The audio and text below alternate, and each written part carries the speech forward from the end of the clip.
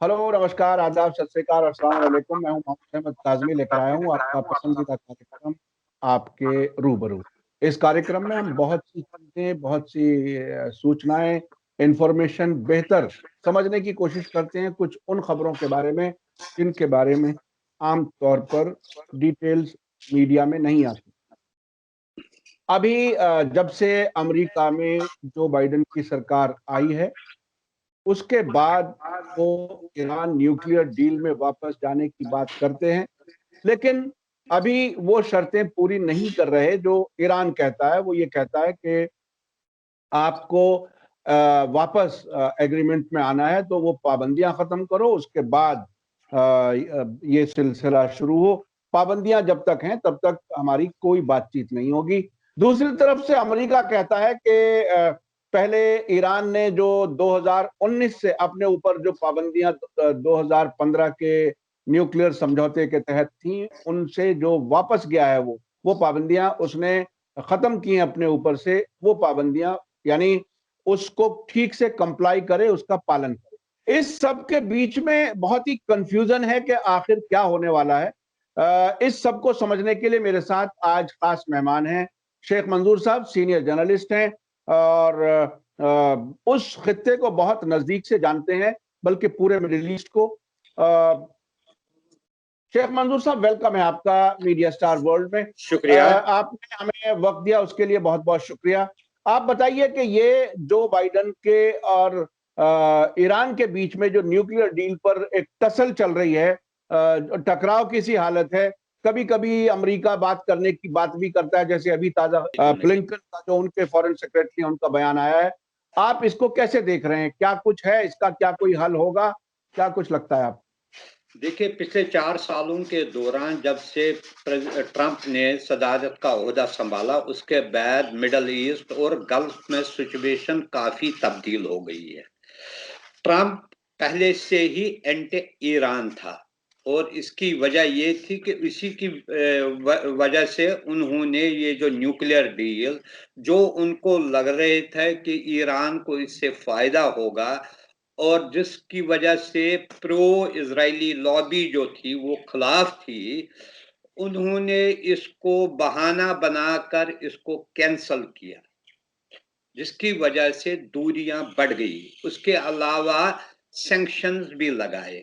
लेकिन इस दौरान कई और वाकयात मिडल ईस्ट में पेश आए, जैसे कि यमन वार तो पहले ही स्टार्ट हुआ था।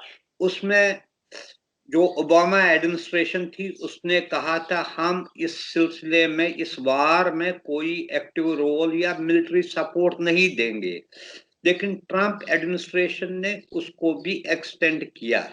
और हाल ही में आपको पता होगा कि आखिर ट्रंप एडमिनिस्ट्रेशन के आखिरी दिनों में भी ये बात चल रही थी कि ट्रंप ईरान पर न्यूक्लियर इंस्टॉलेशन पर स्ट्राइक करना चाहता था, ताकि वो उसका जो ये ट्यूनर है उसमें कुछ ही हद तक वो डिले करना था ट्रांसफर ऑफ पावर के। लेकिन उसके जो senior military and security advisers है उन्होंने इसके मुखालफत की और ये मामला वहीं ही दब गया। लेकिन इससे एक बात जाहिर हो गई, वो किसी भी तरीके से ईरान को आइसोलेट करना चाहता था और ईरान के साथ जो महादा हुआ था 5+1 का, उसको भी खत्म करना चाहता। अब जब नई एडमिनिस्ट्रेशन, उस दौरान उन्होंने क्या किया, ट्रंप ने एक लॉबी बनाई जिसमें कुछ अरब कंट्रीज भी शामिल हुए, खासकर सऊदी अरबिया, यूएई, बहरीन। वो इजराइल के साथ मिलकर एक शोर शराबा उन्होंने शुरू किया कि ईरान की जो न्यूक्लियर डील है वो खत्ते के लिए बहुत डेंजरस है। लेकिन कोई भी इजराइल के न्यूक्लियर प्रोग्राम के बारे में अभी तक कुछ नहीं कहता है। ये एक इससे दिखाता है कि एक बायस्ड अप्रोच है। आज ही former national security adviser John Bolton ने नई एडमिनिस्ट्रेशन को वार्न किया कि वो इस डील को फिर से रिन्यूगोशिएट नहीं करे। अब लेकिन बाइडेन एडमिनिस्ट्रेशन ने पहले से ही ये इशारा दिया था, वो कुछ चीजें जहां जिससे ट्रम्प हट गया था उसमें वो फिर से वो स्टार्ट करना चाहिए। जैसे क्लाइमेट चेंज पर है, ऐसे ही न्यूक्लियर डील है, या इमिग्रेशन का मसला है, या मैक्सिकन वॉल का मसला था। इस सिलसिले में उन्होंने विलिंगनेस दिखाई कि वो फिर से शुरू करना चाहते हैं रिनेगोशिएट। लेकिन इसमें कुछ और प्रॉब्लम्स आई। फ्रांस अब कहता है कि कुछ अरब कंट्रीज को भी इस डील के नेगोशिएशन में शरीक होना चाहिए। जैसे वो एडवोकेट कर रहा है कि सऊदी अरब को भी इसमें ही से होनी चाहिए। ये इसमें नई नई प्रॉब्लम्स आए हैं।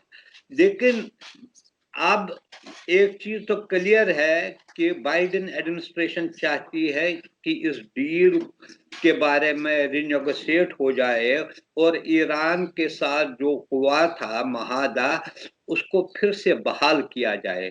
लेकिन ईरान की तरफ से भी जो इस सिलसिले में शिकायतें हैं वो जायज है, क्योंकि विदाउट एनी राइम और रीजन एक मेजर कंट्री जो इस डील में सबसे बड़ी कंट्री है इसने विड्रा किया, और विड्रा ही नहीं किया लेकिन उन पर सैंक्शंस भी लगाए। सैंक्शंस के बाद ईरान के पास कोई भी और तरीका नहीं रहा। उन्होंने कहा जब सैंक्शंस लगाए तो हम अपना जो यूरेनियम न्यूक्लियर प्रोग्राम है उसको आगे बढ़ाने की कोशिश करेंगे। अब ये जो नए सिरे से इस पर बात हो रही, इस पर ये अटक गई है। लेकिन दो चीजों पर, एक कहते हैं जो पहले इसके जो लेवल थी उसी पर वापस आ जाए। दूसरे ईरान की तरफ से मुतालबा है भाई आप लोगों ने सैंक्शंस लगाए तो उसको विड्रा कीजिए, उसकी कोई जस्टिफिकेशन नहीं है। लेकिन इसमें एक बात और समझ में आनी चाहिए।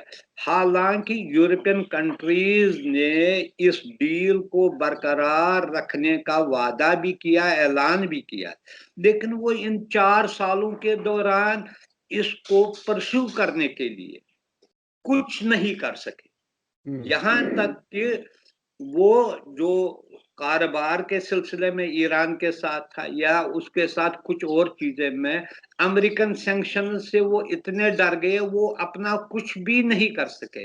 ये इनकी बेबसी दिखा रहा है कि इतनी बड़ी कंट्रीज होते हुए भी वो इन आइसोलेशन कुछ नहीं कर सके। वो इतने डिपेंडेंट थे ये अमेरिका पर कि जो वो कर रहा उसका इम्पैक्ट पड़ रहा था इन पर भी। हालांकि यही टाइम था यूरोपियन यूनियन और यूरोपियन कंट्रीज को असर्ट करने को, दिखाना अमेरिका को कि वी कैन एक्ट इंडिपेंडेंटली।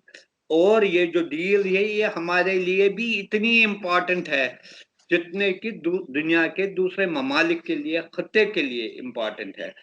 इन 4 सालों के दौरान उन्होंने कभी भी ईरान के मसाइल को से जो पैदा हुए सैंक्शन से कभी भी एड्रेस करने की कोशिश नहीं की। हालांकि लिप सिंपैथी दिखाई कभी कभी, लेकिन उससे मसाइल तो हल नहीं हो सकते हैं।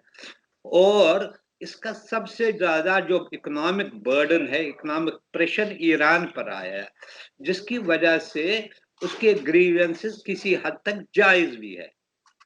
अच्छा, अभी जो ताजा खबर है वो ये कि एंटनी ब्लिंकन जो फॉरेन सेक्रेटरी हैं, सेक्रेटरी ऑफ स्टेट जिसे कहते हैं अमेरिका में, विदेश मंत्री हमारे यहाँ कहते हैं, उन्होंने कहा कि P5+1 की इंक्लूडिंग ईरान फिर से बातचीत हम शुरू करना चाहते हैं, उसके लिए हम तैयार हैं। लेकिन फौरन ही ईरान की तरफ से रिएक्शन ये आया है कि अमेरिका तो इस डील से बाहर हो चुका है, अब P4+1 है, P5 है ही नहीं।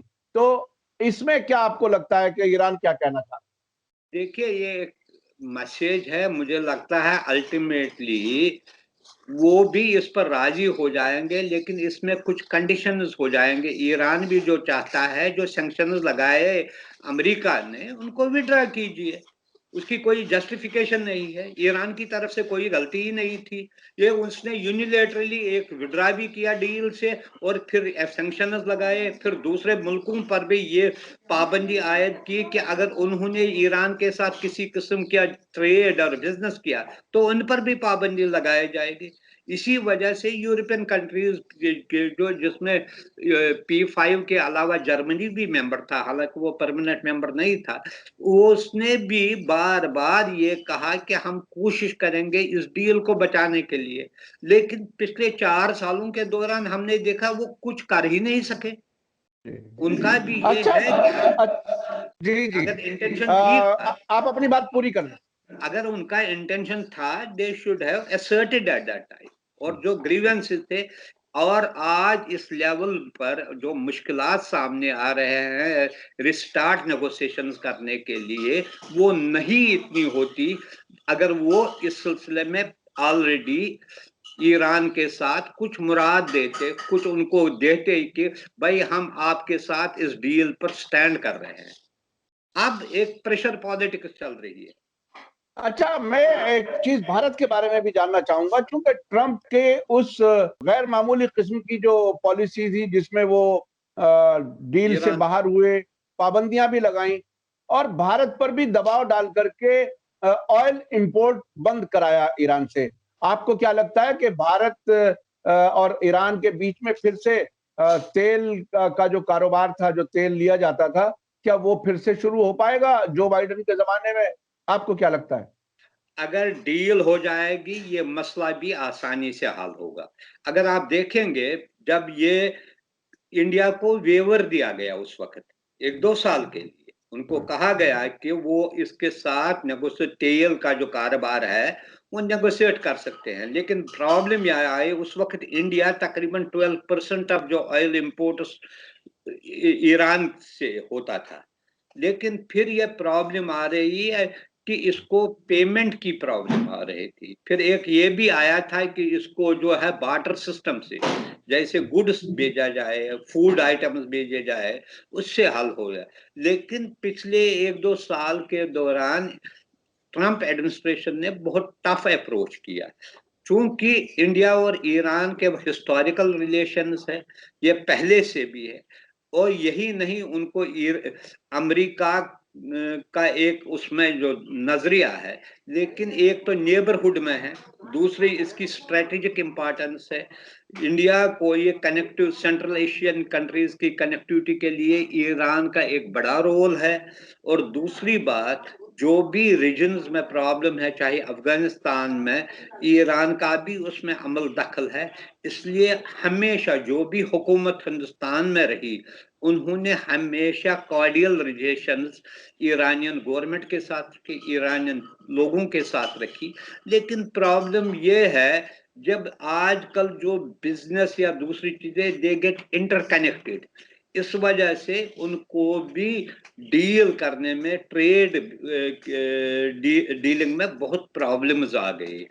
अब अगर इसमें किसी किस्म की फ्लेक्सिबिलिटी आ गई, naturally India will also try to restore its trade ties, जिसमें खासकर ऑयल इंपोर्ट है वो फिर से बहाल हो जाएगा। जो पुरानी लेवल है 12 से 15% का जो ऑयल इंपोर्ट थे वो फिर बहाल, क्योंकि एक लंबे अरसे से चल रहा है। और ऑयल के मामले में ये भी है कि रिफाइनरीज जो यहाँ पर है या वहाँ पर है, उनके लिए भी वो क्रूड ऑयल शूट करना चाहिए। इसीलिए ईरानियन या गल्फ ऑयल जो है वो शूट करता है इंडियन रिफाइनरीज के लिए।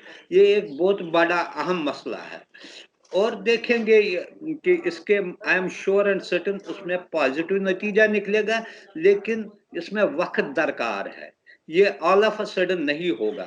इन्होंने, अमेरिका का भी एक वेलकम मूव है, इन्होंने इंटेंशन दिखाया, वो they are ready for रिनेगोशिएशन।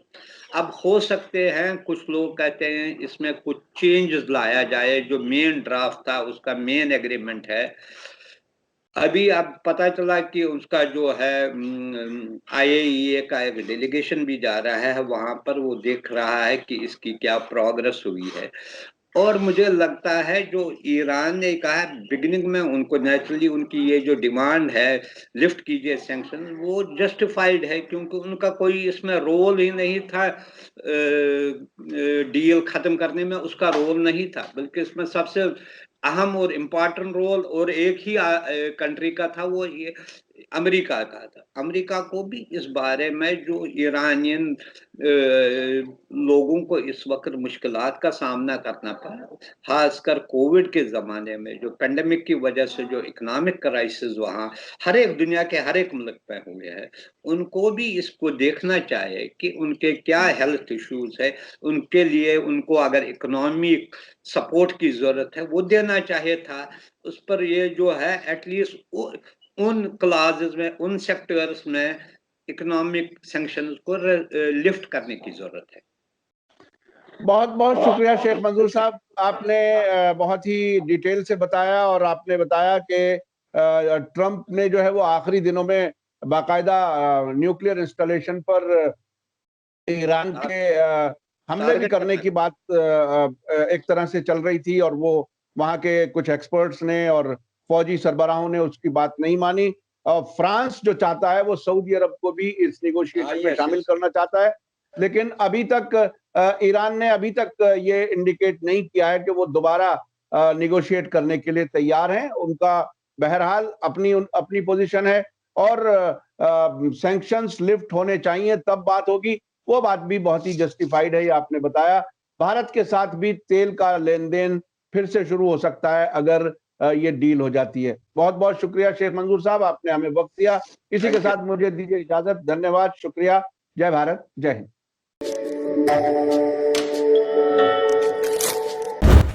Media star world के और वीडियो देखने के लिए हमारे चैनल को सब्सक्राइब करें और सीधे नोटिफिकेशन पाने के लिए बेल आइकन दबाएं। और अगर हमारी खबर सच्ची और अच्छी लगे तो अपने व्हाट्सएप, इंस्टाग्राम, फेसबुक और ट्विटर अकाउंट पर जरूर शेयर करें।